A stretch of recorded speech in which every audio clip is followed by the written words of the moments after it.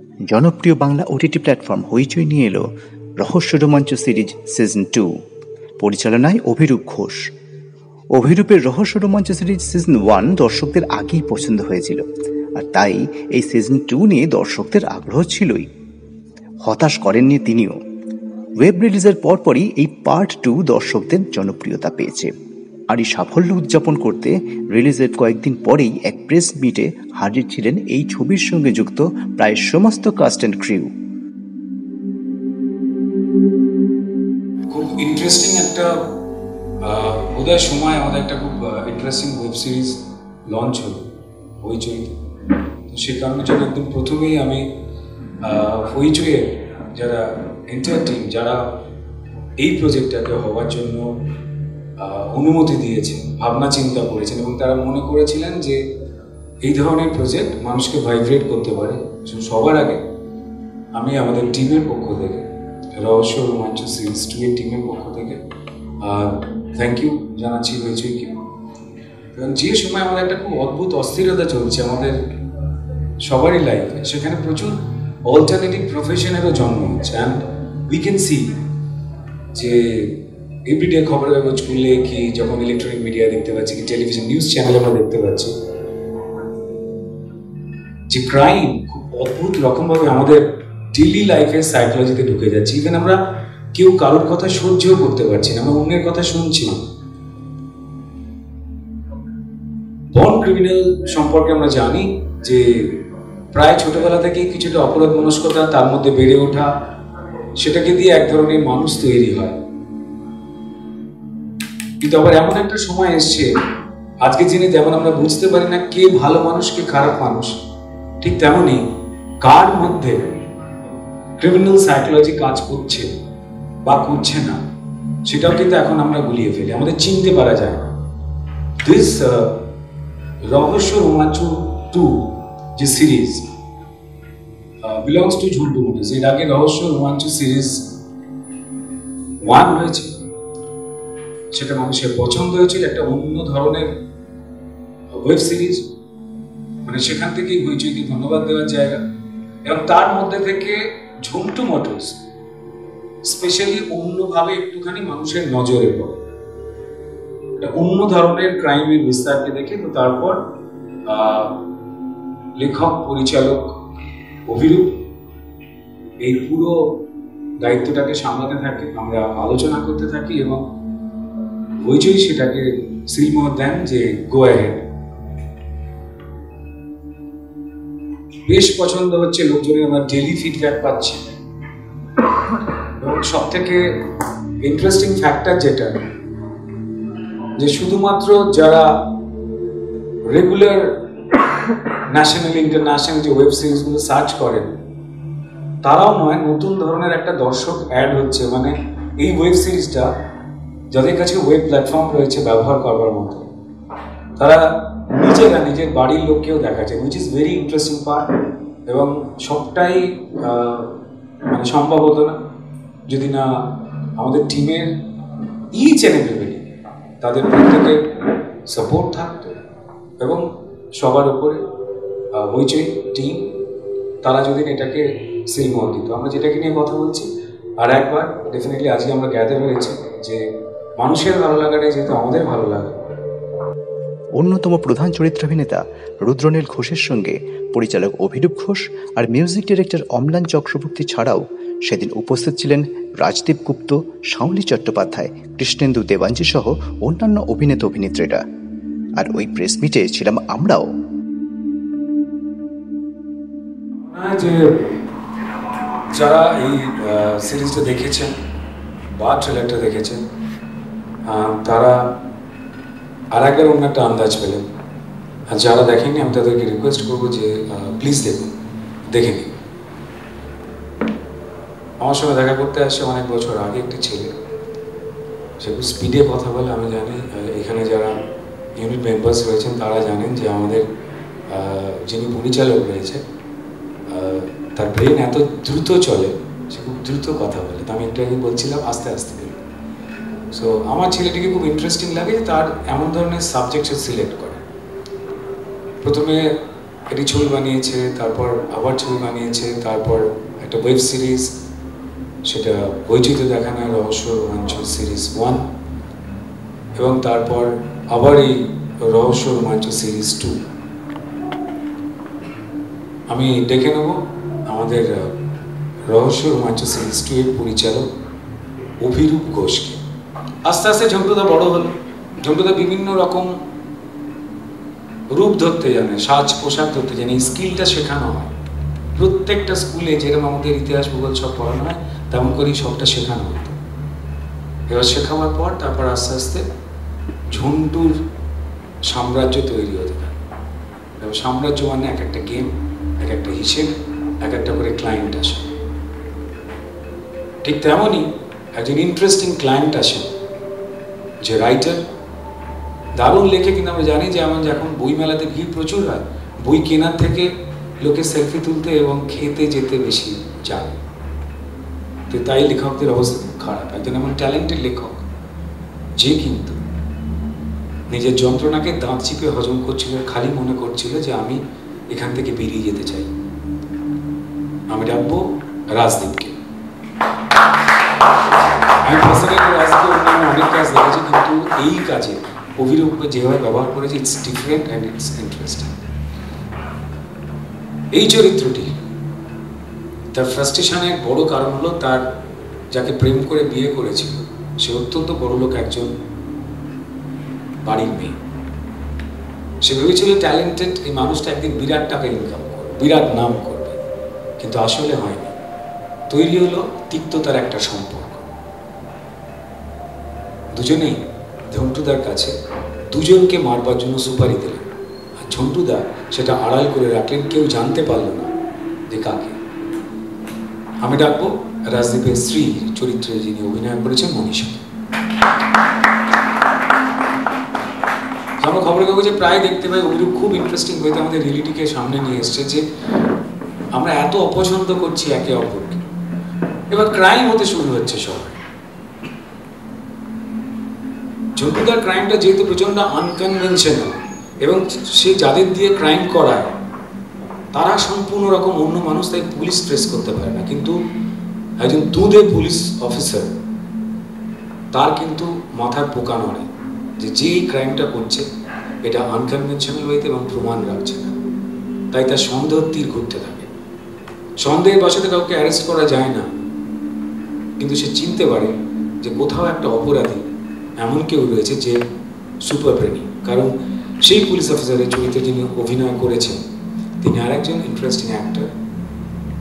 মঞ্চে আমি তার ফ্যান, আমি তার কাজ দেখি, যে কজনের কাজ আমার স্টেজে ভালো লাগে, কারণ আমি যেদিন নিজে স্টেজ করতাম প্রায় এখন হিংসা করি আর স্টেজে কাজ করে। তাদের মধ্যে একজন কৃষ্ণেন্দু দেবাঞ্চি।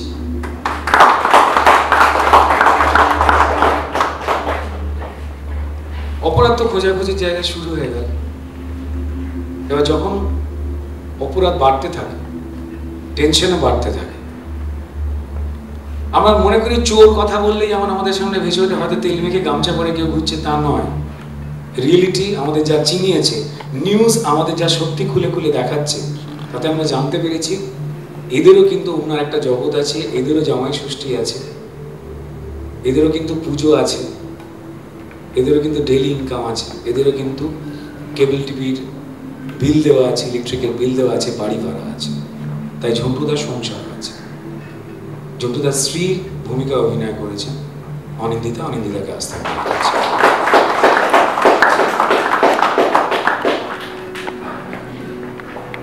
খুব স্বাভাবিক, যখন বউ এসছে তখন তো বাচ্চা থাকবেই, কারণ ফ্যামিলিটা হ্যাপি। আমরা চিনতে পারি না কে কেমন, আমাদের দুটো করে পার্ট থাকে, দুটো করে চেহারা থাকে। আমরা বাড়িতে যে ধরনের লাইফ লিড করি বা কথা বলি, বাইরে সেটা বলি না, বন্ধুদের সঙ্গে সেটা বলি না। আবার ওয়ার্কিং প্লেসে আমরা যেমন সেজে থাকি, আসলে আমরা তৃষানা মনে হয়। সুতরাং ঝন্টুদা কোথাও যেন একটা দারুণ বাবা, যে ঝগড়া করে তার স্ত্রীর সঙ্গে, ঝগড়া করে তার ছেলে মেয়ের সঙ্গে, এবং তার পরিবারে অশান্তি হয়, তার মেয়েকেও ইভটিজিংয়ের শিকার হতে হয়, ঠিক যেমন আমাদের প্রত্যেকটা পাড়ায় হয়। বোধহয় এই কারণেই গল্পগুলো মানুষকে কোথাও একটা জায়গায় টাচ করেছে, এবং সেটা অভিরূপের মাথা এবং কলম দিয়ে সুকৃত এবং অন্বেষাকে ডাকছি। ঝন্টুদের ছেলে এবং মেয়ে হিসেবে চরিত্র অভিনয় করেছে। ঘরের মধ্যে ডিভিশন তৈরি হয়, তৈরি হয় অন্য একটা ধরনের ফাইট।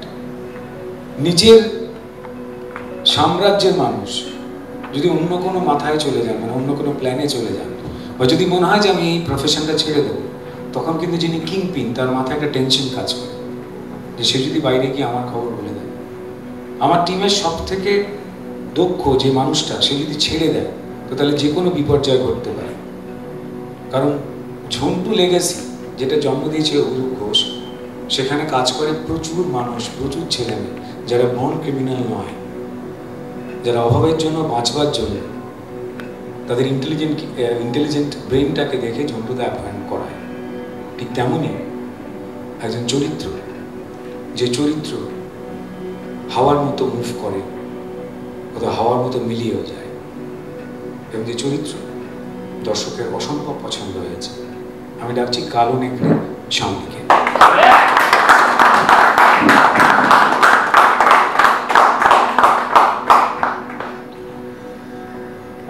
আমাদের মধ্যে যারা অনেকে আসতে পারেনি, আমরা তাদের মিস করছি, কিন্তু থ্রিলার গল্প বা হরার গল্প, তার ব্লাড কোথাও যেন হচ্ছে মিউজিক। বিজিএম না থাকলে আমাদের গায়ে কাঁটা দেয় না। মিউজিক এমন একটা পার্ট যে অদৃশ্য থেকে কিন্তু যেটা আমরা দেখতে পাচ্ছি সেটাকে আরো ভয়ঙ্কর, আরো সুন্দর করে তুলতে পারে। দুজন পারেন, একজন সিনেমাটোগ্রাফার অয়ন আসতে পারেনি, কিন্তু ও না এলো, আর একজন নেপথ্য বড় শিল্পীকে পাঠিয়েছেন যিনি আমাদের গায়েলাম খাড়া করে দিয়েছেন। আমি ডাকছি আমাদের সঙ্গীতের জন্য অমলানকে।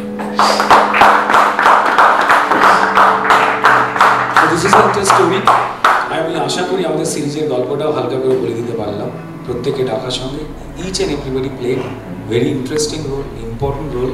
অ্যান্ড প্রথমে এই টিমকে নিয়ে কাজ করতে গিয়ে অভিরূপ ঘোষের আমরা খবর পেয়েছি কলকাতা কর্পোরেশনের রিপোর্ট, ওনার 3.5 কেজি ওয়েট কমে গেছে। So Y? অ্যান্ড তার সঙ্গে সঙ্গে এত নিজেও হ্যাপি হয়েছে, এসেছে, তাতে আরও 500 গ্রাম কমেছে। Why is so happy? এত সিরিজের যে জনপ্রিয়তার খবর আসছে, মানুষের ভালো লাগছে, এবার সেটাকে নিয়ে ও কিছু বলবে। আর যদি কোনো কথা বুঝতে না পারেন আমার জিজ্ঞেস করবেন, বহুদিন ধরে সংসার করছে, এই ভালো বুঝে করেছিলাম, তো দর্শকের ভালো লেগেছিল। তো সিজন 2টা করার সময় একটা বড় চ্যালেঞ্জ ছিল যে মানে আমাদের একটা মনে ভয় ছিল যে আমরা কি আগেরটার থেকে বেটার কিছু করতে পারবো, বাড়িতে শোয়ারটা কি আদৌ আগেরটা থেকে বেটার হবে। তো সেটা থ্যাঙ্কফুলি এখন আমরা বুঝতে পারছি যে হ্যাঁ, দর্শকের আগেরটা থেকে ভালোই লাগছে। তো সেই জন্যই আমরা সবাই আশা করি মানে খুব খুশি। এবার আর বাকি এই কাজটা করা খুব ডিফিকাল্ট ছিল, কারণ হাতে সময় খুব কম ছিল এবং একটা স্ট্রিক্ট ডিটেইলের মধ্যে কাজটা করতে হয়েছে, এবং ক্যানভাসটাও অনেক বড় ছিল compare to the first season. তো সেই জন্য একটু অসুবিধা হয়েছে, বাট প্রত্যেকজন মানে কাস্ট অ্যান্ড ক্রু মেম্বার প্রচণ্ড কোঅপারেট করেছেন এবং কাজটা খুব ভালো করে এক্সিকিউট করেছেন। তো তাকে সবাই থ্যাংক ইউ জানাতে চাই।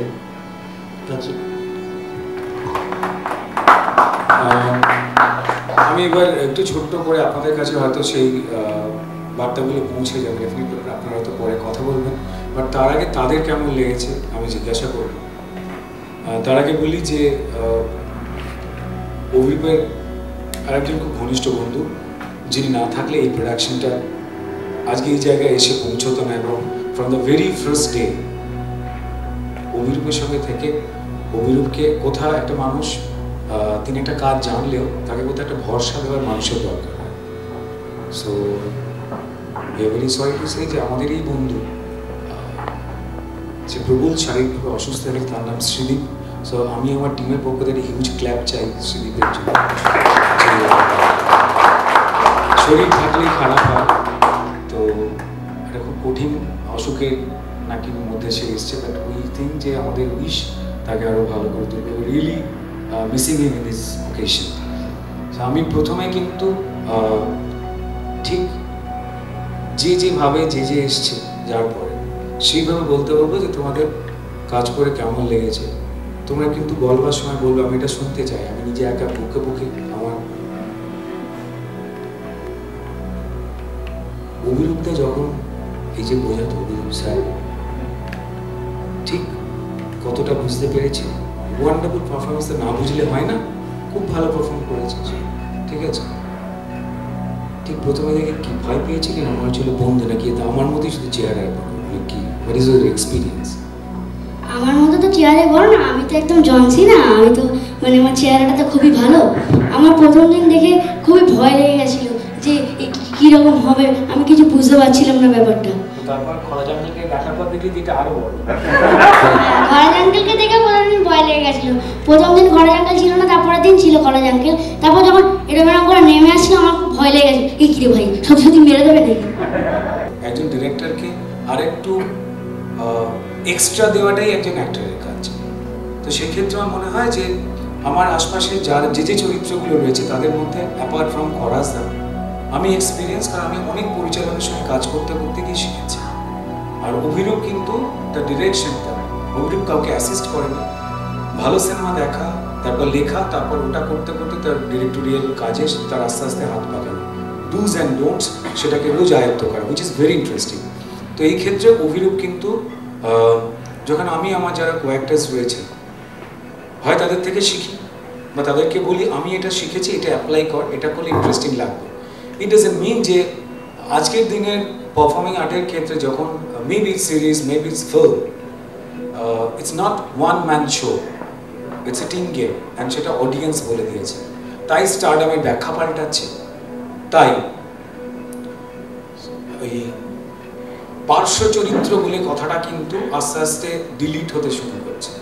প্রত্যেকটা চরিত্রই চরিত্র, মানে অ্যান্ড প্রত্যেকেরই যেন ইন্ডিভিজুয়াল সিগনেচার থাকে, আমি নিজে এটা বিশ্বাস করি এবং অভিরূপ তার কাজেতে এটাকে কিন্তু পয়েন্ট আউট করে। So this is really interesting and আমি বলে যে আমি থ্যাঙ্কফুল টু অভিরূপ ডেফিনেটলি, যেটা অ্যালাউ করে যে আমি আমার পাশে যারা অ্যাক্টার্স রয়েছেন, আমার মনে হয় যে শুধু আমার পারফরমেন্স দেখবে কেন, আমি তো উল্টো দিকের অ্যাক্টার যে রয়েছেন তার পারফরমেন্সটা দেখুক, মানুষ জানুক যে তার ভালো রয়েছে।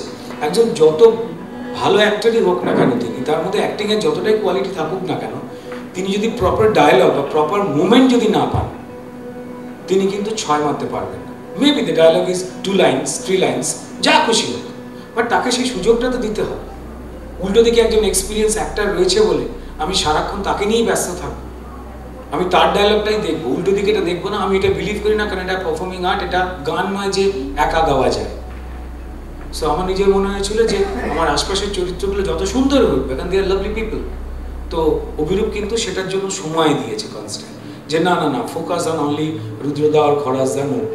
সেটার জন্যই বোধ এই কাজের প্রত্যেকটা চরিত্র, ছোট বড় যারাই রয়েছে, প্রত্যেকের ইন্টারেস্টিং ডায়ালগস রয়েছে অ্যান্ড প্রত্যেকের ইন্টারেস্টিং সিগনেচার্স রয়েছে, ছোট জায়গাগুলো। This is really remarkable. And মানে আমরা বিলিভ করি যে অন্তত এই কাজটা বোধহয় কারণ 2-1টা সিনের জায়গাও থাক, যে কারণে সবাই রাজি হয়েছে। কোথাও অন্য কাজ করবার ক্ষেত্রে তাদেরকে বোধহয় বলবে যে আপনার ওইখানে একটাই সিন ছিল, বলতে it was nice, and thanks to Abhirup আর আমাকে অ্যালাউ করবার জন্য ডেফিনেটলি বলবো। এরপর ডেফিনেটলি আমি বলবো যে কৃষ্ণেন্দু আমার খুব পছন্দের একজন অভিনেতা মঞ্চের, এবং আমি চাই ডেফিনেটলি যে স্ক্রিন তার কন্ট্রিবিউশন সে আরও দিই। পোর্ট্রে করা যেতে পারে একটা পুলিশ অফিসারের চরিত্র বিভিন্ন রকমভাবে। আমরা যত বেশি করে ড্রামা বাড়ছে তত বেশি করে গল্পে ক্রাইম ঢুকছে, টেনশন ঢুকছে, অ্যান্ড পুলিশ অফিসারের চরিত্র ঢুকছে। লক্ষ লক্ষ পুলিশ অফিসারের চরিত্র আমরা দেখি, বা তার মাঝখানে কৃষ্ণেন্দু আছে। ধন্যবাদ। মূলত এই কাজটা মানে ডার্ক কমেডি আমি আগে কখনো করিনি, এই প্রথম আমার এই ব্যাপারে হাতে খড়ি যাবে, এবং সেটা ওদের সবার হাত ধরে, বিশেষত রুদ্রদা, অভিরূপ, খরাজদা, এত বড় বড় অভিনেতা যারা। আমার একটা আক্ষেপ আছে যেটা প্রথমে বলি, কারণ আমার এই চরিত্রটা সম্পর্কে আমি খুব লোভী ছিলাম প্রথম থেকে, এবং করতে ভালোই লেগেছে, বেশ খেলতে খেলতে অভিনয় করার একটা স্টাইল আছে পুরো জায়গাটার মধ্যে। কিন্তু আক্ষেপের জায়গাটা হচ্ছে যে রুদ্রদাদের মিস করেছি, কারণ আমার কোনো শর্টে রুদ্রদা বা খরাজদা ছিলেন না, যেখানে আমি ওনাদের অ্যাডভাইসটা আমি নিতে পারি, সেই একটা আক্ষেপের জায়গা আছে। আর অভিনয় সম্পর্কে একটা কথা আমি ভীষণ বলাটা জরুরি বলে মনে করছি, সেটা হচ্ছে ও অ্যাক্টরকে মানে মূলত আমি যেটা দেখেছি ভীষণ স্বাধীনতা দেয়, লিবার্টি, ভাবনার স্বাধীনতা দেয়। এই ধরনের চরিত্র করার ক্ষেত্রে খুব কম কথার মানুষ, মানে আমাকে যেটুকুভাবে বুঝিয়েছে, যাতে আমার যে চিন্তাভাবনা সেটাকে শ্রদ্ধা জানিয়ে তার কীরকম ব্যক্তি হতে পারে, মানে একটা চরিত্রের কী লেয়ার হতে পারে, সেটা ভুল কি ঠিক সেটা করতে করতে যতটা পেরেছি করেছি, কিন্তু সেই স্বাধীনতাটা প্রথম থেকে আমাকে দেওয়া হয়েছে আর কি। আরেকটা জিনিস হচ্ছে যে এই চরিত্রটার মধ্যে এখানে পুরো রহস্য রোমাঞ্চ সিরিজ 2 একটা পরিবার, মানে যে কোনো আপনারা যে কোনো ধরনের একটা স্টোরিকে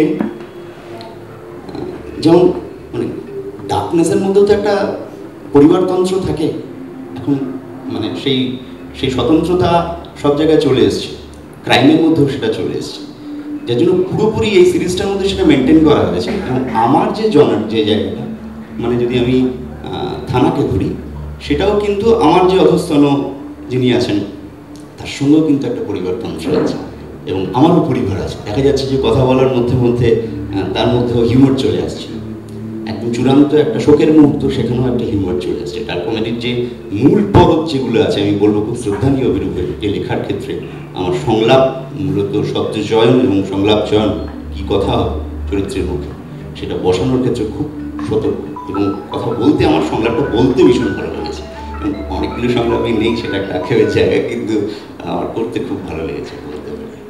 এটা আমার প্রথম ওয়েব প্ল্যাটফর্মে কাজ করা, আর থ্যাংক ইউ রুদ্রদাকে, থ্যাংক ইউ অভিরূপদাকে। আমি নর্মালি আমি খুব ভালো হাউস ওয়াইফ, আর আমি খুব ভালো মা। তো যখন এই চরিত্রটার জন্য অভিরূপ দা আমাকে ফোন করেছিল, তখন আমার চরিত্রটা করার ক্ষেত্রে অনেকগুলো লোভ কাজ করেছিল। একটা তো ওয়েব প্ল্যাটফর্মে প্রথম কাজ করা, দ্বিতীয়ত 2012 সালের পর আবার রুদ্রদার সাথে এক ফ্রেমে কাজ করা। তো যাই হোক, আমার কাজ করে খুব ভালো লেগেছে। মানে রুদ্রদার সাথে, যাকে ছোট থেকে দেখে বড় হয়েছে বিভিন্ন রকম চরিত্রে, বিভিন্ন রকম প্রজেক্টে, যার অভিনয় দেখে অনেক কিছু শেখা যায়, তার সাথে এক ফ্রেমে কাজ করতে পেরে আমার খুব ভালো লেগেছে। বিশেষ করে রহস্য রোমাঞ্চ সিরিজ 1 আমি দেখেছিলাম, এবং সেটা দেখে আমার এতটাই ভালো লেগেছিল যে কারণে আমার মনে হচ্ছে যে সিরিজ 2তে আমি যে চরিত্রটার জন্য আমাকে বলা হয়েছে সেটা করতে পেরে আমার খুব ভালো লেগেছে। থ্যাংক ইউ সবাইকে, থ্যাংক ইউ রুদ্রদাকে, থ্যাংক ইউ অভিরূপদাকে, থ্যাংক ইউ অয়নদাকে, আমাদের ডিওপি অয়নদা। এবং সবার কাজ প্রচণ্ড ভালো, যেহেতু সিরিজটা অলরেডি আমি 3 বার দেখেছি বাড়িতে। তো সবাইকে অল দ্য বেস্ট। সবাই যারা দেখেননি তারা দেখুন, সবার প্রচণ্ড ভালো লাগবে। ফার্স্টলি আমি থ্যাংক ইউ জানাই অভিরূপ আঙ্কেলকে আমাকে এই অপরচুনিটিটা দেওয়ার জন্য। আর রুদ্রনীল আঙ্কেল মানে আমাকে অনেক শিখিয়েছে, মানে আমি নিচের প্ল্যাটফর্ম থেকে অনেকটা উঠতে পেরেছি রুদ্রনীল আঙ্কেলের শেখার থেকে।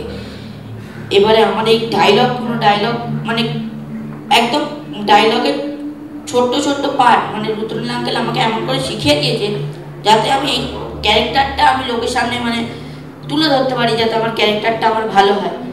তার সাথে আমি অনিন্দিতা আন্টিকেও থ্যাংক ইউ বলতে চাই, যাতে আমার অনিন্দিতা আন্টিও আমাকে অনেক কিছু শিখিয়েছে।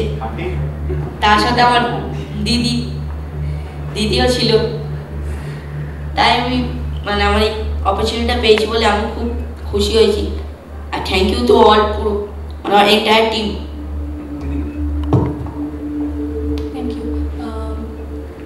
ফার্স্ট অফ অল আমি এটা বলবো যে আমি যখন ছোটো ছিলাম তখন চ্যাপলিন দেখেছিলাম রুদ্রদার। এবারে পরে আমাকে যখন মানে ফোন করা হয় যে এরকম তুমি ওনার মেয়ের হিসেবে মানে পারফর্ম করবে, আমি প্রচণ্ড ভয় পেয়ে গেছিলাম। এখন যেরকম ভয় পাচ্ছি ওরকম তখন ভয় পেয়ে গেছিলাম আর কি। তো কিন্তু তারপরে যখন কাজ করতে করতে আমি দেখলাম না, সিরিয়াসলি ওই ভয়টাই ছিল না, এতটাই কমফর্ট হয়ে গেছিলো আর কি। মানে মনে হচ্ছিল আমি বাবার সাথে অ্যাক্টিং করছি, মানে এরকম একটা ব্যাপার হয়ে গেছিলো। And thank you Abhirup da, thank you Suman da, and to the entire team, thank you. Abhirup দাকে আর হইচইকে থ্যাংক ইউ, কারণ হইচইয়ের প্ল্যাটফর্মে এটা আমার প্রথম কাজ, অভিরূপ দার সাথেও প্রথম কাজ। খুব ভালো লেগেছে কাজ করে। আমি জানি না এরকম ইন্টারেস্টিং নামের চরিত্র আমি এরপরে আর পাবো কি, কালো নেকড়ে যার নাম। আর এই কাজটা করতে গিয়ে সব থেকে বেশি চ্যালেঞ্জিং যেটা মনে হয়েছিল, সব থেকে টেনশন যেটা কাজ করেছিল সেটা হচ্ছে অ্যাকশন সিনস। এরকম চরিত্র তো আগে করিনি, ফলে প্রপার রিহার্সাল ছাড়া শুটিং হবে কি না, কতটা রিহার্সাল হবে, কদিন হবে, এটা নিয়ে আমি অভিরূপদার সাথে অনেকবার আলোচনা করেছি। তো সেটা খুব সাকসেসফুলি আর কি উতরে গেছে ব্যাপারটা। তারপরে দেখেছি সবারই খুব ভালো লেগেছে, তো এটা খুবই বড় পাওনা। রুদ্রদার সাথে প্রথম কাজ করলাম, রুদ্রদার সাথে টুকটাক আমার আলাপ ছিল এর আগে, কিন্তু কাজ করা হয়নি। এটা আমার প্রথম কাজ। সিনিয়র অ্যাক্টরদের সাথে কাজ করলে সবসময় একটা টেনশন কাজ করে, যে আমার যেহেতু থিয়েটার করে বড় হওয়া, ফলে রিহার্সাল ব্যাপারটা আমার কাছে খুব ইম্পর্ট্যান্ট। অ্যাটলিস্ট ডায়ালগ বলাবলি করা বা সিন নিয়ে আলোচনা করা। তো সেটা প্রথম থেকেই মাথায় কাজ করছিল যে উনি একজন সিনিয়র অ্যাক্টর, উনি কথা বলবেন তো, সিনের আগে আলোচনা করবেন তো, তো সেটা নিয়ে কোনো রকম সমস্যাই হয়নি, খুব স্মুথলি কাজটা হয়েছে। তো থ্যাংক ইউ সবাইকে। অভিরূপ আমার অনেক বছর পুরনো বন্ধু, প্রথম কাজ এটা অভিরূপের সাথে, কারণ আগে প্রত্যেকবার ওর সাথে আমার পেমেন্ট মিলত না, ফোন করলেও আমাকে কিস্তি করতো না, আমাকে রাত্রিবেলা মেসেজ। যা এই কাজটাতে ওর সাথে আমার খুবই আন্ডারস্ট্যান্ডিং ভালো ছিল। আমি খালি একটাই কথা বলছিলাম, তুই মাঝখানে কিছু বলিস না, সব কটা এপিসোড রিজেক্ট করা হয়ে গেলে তারপরে তুই দেখ। তো যাই হোক, ওরও কিছু পরে আইডিয়াস ছিল, ওরও সেগুলো ওয়ার্কআউট করেছে। কারণ নর্মালি যেখানে গান থাকে না, শুধু বিজিএম এর অ্যাপ্রিসিয়েশনটা খুব কম হয়। তো এই কাজটাতে ভালো, যদিও এটা আমার মনে হয় হইচইয়ের 7th বা 8th ওয়েব সিরিজ হবে, বাট এইটার